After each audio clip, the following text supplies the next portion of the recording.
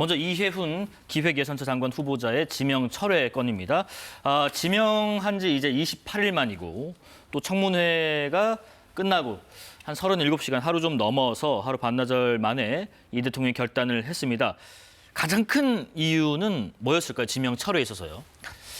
사실 이 이혜훈 후보자 지명과 관련해서는 예. 두 가지 관점이 있습니다. 그러니까 하나는 뭐냐면 그 이재명 대통령이 이제 그 통합과 실용주의 관점에서 탕평 인사를 했다는 게 하나가 있는 거고, 또 하나는 후보자의 이제 도덕성 등 검증의 문제였던 것이죠. 그래서 사실 이제 그 이재명 대통령의 그 통합적 탕평 인사에 대한 그 진정성은 좀 평가를 받아야 된다고 생각하고, 다만 이제 검증의 단계에서 다양한 이제 국민적인 의혹들이 이제 언론을 통해서 제기가 되었고, 그럼에도 불구하고 그 청와대와 이제 민주당의 입장은 어쨌든 그 상대 진영의 삼선 의원을 하셨던 분을 모셔왔기 때문에 그래도 자세하게 충분하게 소명할 기회는 줘야 된다라는 관점에서 인사청문회를 보고 그다음에 국민 눈높이에서 판단하자, 이렇게 이제 결정을 한 것인데, 결국은 인사청문회를 통해서 그 제기된 의혹들이 제대로 소명되지 않았다라는 것이고, 특히 이제 뭐 도덕성을 넘어서 위법하고 편법적인 부분들까지도 많이 제기가 되고 7건이 고발이 된 거로 제가 알고 있거든요. 그러다 보니까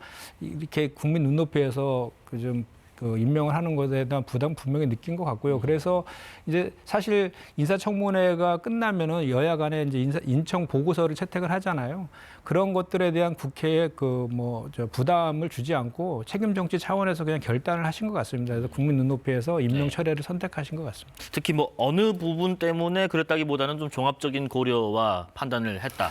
아무래도 이제 제가 좀 전에 말씀드린 것처럼 위법하고 편법적인 그런 부분들이 이제 청약과 관련된 부분이라 아들의 취업이나 학교 입학 관련된 것들 이런 것들 관련해 가지고 좀 그런 부분들이 불거졌고, 그런 거에 대한 고발 조치가 이어졌기 때문에 그 부분까지 이렇게 포용하고 가기에는 좀 한계가 있었다라고 생각합니다. 자, 근데 낙마 이유와 관련해서 청와대 설명 중에 그런 부분이 있더라고요.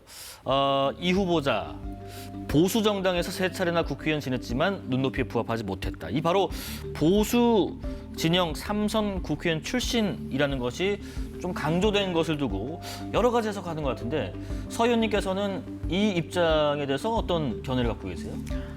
굉장히 바람직하지 않은 평가였다고 생각합니다. 이제 보수 정당을 거론하면서 대통령께서 사실상 이제 지명 철회를 했다라고 표현하신 것은 대통령의 진정성을 굉장히 흐린 거예요. 그래서 굉장히 잘못된 입장 발표였다고 생각하고요. 마치 검증의 실패를 보수 정당에게 책임을 전가하는 듯한 표현이었습니다. 그래서 굉장히 솔직하지 못한 마무리였다, 이렇게 생각을 하고요. 또 무책임한 태도였다고 생각합니다. 그래서 대통령께서 경질을 하신 거는 충분히 그러실 수 있습니다. 그러나 그러면 좀 더 솔직하게 검증의 실패를 인정하시고 국민들께 사과를 하시는 게 정말 바람직하고 마무리를 잘 하시는 게 아니었나라는 생각이 들고요. 그리고 통합의 가치를 굉장히 많이 내세우셨는데, 통합은 어떠한 자리를 보수 인사에게 주는 것이 통합이 아니라고 저는 생각을 합니다. 저는 진정한 통합은 야당의 의견을 경청하는 데서 출발한다고 생각을 합니다. 그러나 지금 여야 관계가 어떻습니까? 이런 상황에서 청와대에서 어떤 정치적인 문제를 담당하는 정무수석이 그 역할을 했습니까?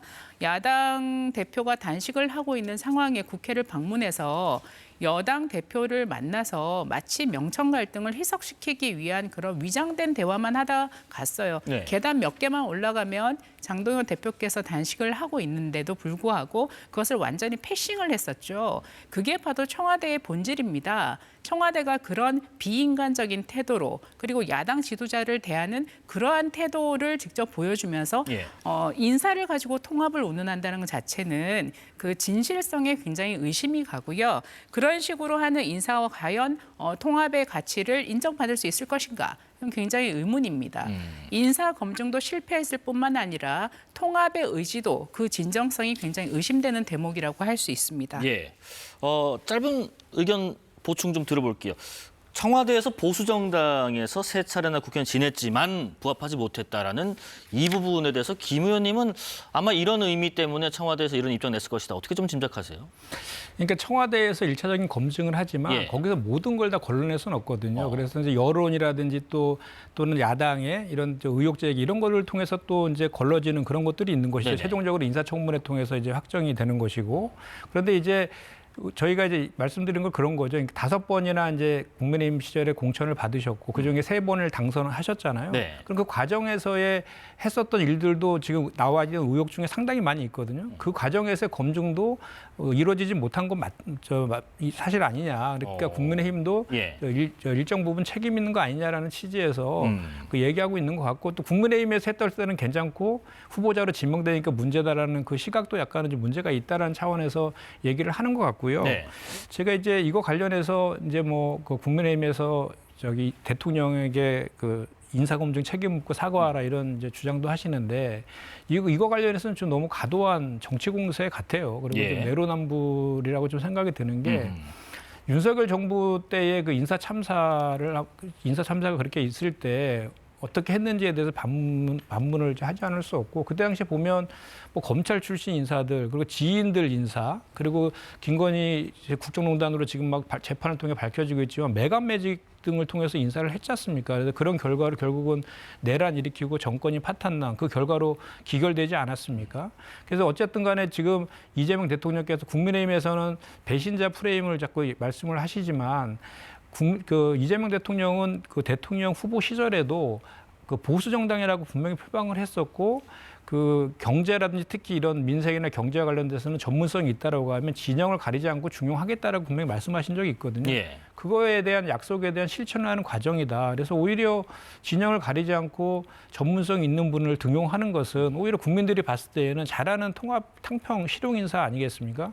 그런 관점에서 좀 봐야 될 것 같고 네. 또 이제 국민의힘에서 이해운 후보와 관련된 각종 의혹들에 대해서 문제 제기하면서 결국은 낭만은 했지만 결국은 그 합리적 보수, 국민의힘에서 합리적 보수에 있는 사람들이 설 공간 자체를 계속해서 그 주지 않으면 이런 그 인사들에 대한 합리적 보수층에 있으면서 전문성 있는 인사들에 대한 이탈들은 가속화될 수밖에 없다. 그렇기 때문에 국민의힘에서는 이렇게 비판만 할 것이 아니라 국민의 눈높이에서는 분명히 탕평 인사는 국민들이 원하는 바거든요. 그러면 네네. 그런 일이 국민의힘에서 안에서 그런 인재들이 계속 그 국민의힘 야당의 역할을 하면서 남아있을 수 있도록 하기 위해서는 그런 공간들을 만드는 노력들도 해야 된다. 이런 말씀도 덧붙여 드립니다. 자, 그럼 국민의힘 지도부에서 지명 철회에도 공세를 계속하는 이유 잠깐 발언 듣고 또 서지영 의원 의견 들어보겠습니다.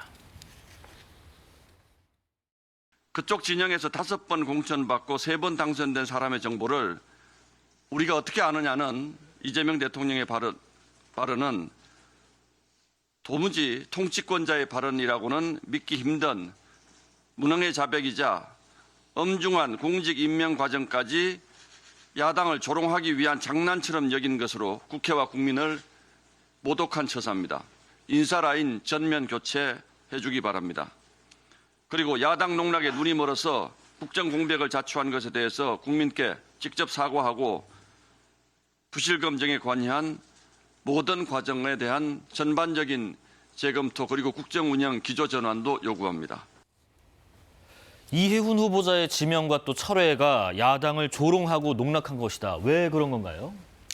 아까도 말씀드렸지만 인사 검증의 문제에 대해서는 자인하는 것이 없고 마치 보수 정당에서 공천을 잘못한 것처럼 프레임 씌우기를 하기 때문으로 보고 있습니다. 네네. 아까도 제가 말씀드렸지만 보수 정당에서 뭐 5번이나 공천을 받았고 3선 의원이었는데 뭐 그런 점이 굉장히 유감이다라는 처럼 말씀을 하지 않았습니까? 그렇게 따지면은 민주당의 김병기 전 원내대표도 민주당에서 3선하지 않았습니까? 그리고 강선 의원 민주당에서 재선하지 않았습니까? 이랬던 분들 지금 결과가 어떻습니까? 지금 민주당의 돈 공천 의혹의 핵심 당사자로 지목이 돼서 다 탈당했지 않습니까? 이분들. 그래서 그런 걸 생각하면 뭐 보수 정당에서 공천을 몇 번 받았다. 이런 식으로 인사검증의 실패를 보수 정당의 공천 실패로 둔갑시키는 것이야말로 내로남불이다라고 얘기하고 싶고요. 네. 아까 잠깐 김만정 의원님 위원님께서 하시는 말씀 중에 전 정권에서 매간매직이 있었다 이런 얘기를 하셨는데 그거는 하나도 사실로 확인되거나 최종적으로 뭐 수사가 끝난 일은 제가 없는 걸로 알고 있습니다. 그런 점에 있어서는 뭐 정권이 그러니까 윤석열 정권에서 뭐 계엄으로 인해서 국민께 굉장히 상처를 드리고 잘못한 것은 많지만 그 정권의 모든 일들을 그런 식으로 폄하하는 것은 저는 적절치 않다고 생각을 하고요. 네. 그런 이번에 인사 그 마지막에 그 정무수석께서 말씀을 하셨지 않습니까? 국민의 눈높이에 맞춰서 경질을 하게 됐다 했는데 국민의 눈높이에 맞는 인사 검증 시스템을 먼저 만드는 게 국민에 대한 도리라고 생각을 합니다. 자, 종합적으로요, 김 의원님. 지금 탈진영 인사가 국정의 발목을 잡았는가? 그렇다면 과연 이게 통합 행보가 맞았는가? 반대로 합리적 보수가 설 공간마저 좀 잃어버린 것인가? 향후의 통합에 대한 어떤 보폭이 좀 줄어들지 않겠는가 하는 그런 분석도 있습니다. 어떻게 생각하세요? 이게 사실 쉽지 않은 문제입니다. 예. 이게 왜냐하면 사실 저희 진영 같은 경우에는 이제 각종 이제 1차 청와대에서 검증할 때 세평 조사도 되게 중요한데 그런 세평 조사가 충분히 이루어질 수가 있거든요. 근데 야당 인사 같은 경우는 그런 세평 조사하는데 한계가 있는 것도 사실 있어요. 네. 그래서 그러한 시스템을 갖추는 게 좀 필요하다는 생각이고 그럼에도 불구하고 지금 내란 이후에 국민들의 명령은 내란을 청산하고 국민을 통합시키라는 것이기 때문에 국민 통합적인 그런 노력들은 지속할 수밖에 없는 것이다라고 말씀을 드리고 그리고 이제 이번 같은 경우는 사실 이혜훈 후보자가 여러 가지 의혹들 때문에 인사청문회를 통과하지 못해 국민 눈높이를 맞추지 못했기 때문에 이제 낙마를 한 것이지만 실제로 그런 자질뿐만 아니라 도덕성까지 검증된 그런 분들이 있다라고 하면 그런 분들에 대해서도 무작정 그 국민의힘에서 반대만을 하지 못할 거 아니겠습니까? 만약에 그렇게 된다라고 하면 국정 발목 잡기로 또 그것도 하나의 심판 대상이 될 수 있기 때문에 그래서 그런 차원에서의 노력들은 저희 그 이재명 정부에서 계속 할 것이다라는 것을 그 정무수석도 분명히 밝혔고 네. 그렇게 해야 된다고 저는 생각하고요. 그래서 아까도 제가 말씀드린 것이 국민의힘에서도 당연히 뭐 어떤 후보든 간에 그거는 좀 보수 진영이 아니라 진보 진영의 후보자를 하더라도 뭐 도덕성이나 자질 검증은 당연히 해야 되는 것이잖아요. 그런데 제가 말씀드린 취지는 뭐냐면 국민의힘에서 이렇게 합리적 보수층이 설 수 있는 공간이 없다라고 하면 이런 전문성을 겸비한 분들이 뭐 입각이라든지 이런 또는 합리적 보수를 중도층을 찾아서 이전하는 그런 것들은 가속화될 수밖에 없기 때문에 그런 거에 대한 근본적인 되돌아보는 그런 것들이 좀 필요하지 않나 이라는 말씀을 제가 아까 덧붙여서 드린 겁니다. 예, 짧게 향후에도 만약에 보수 진영 인사가 이재명 정부의 지명을 받거나 영입이 된다면 반대 의견이 이렇게 나오고 말씀하신 것처럼 발목 잡기 형국으로 갈 수밖에 없는 건가요?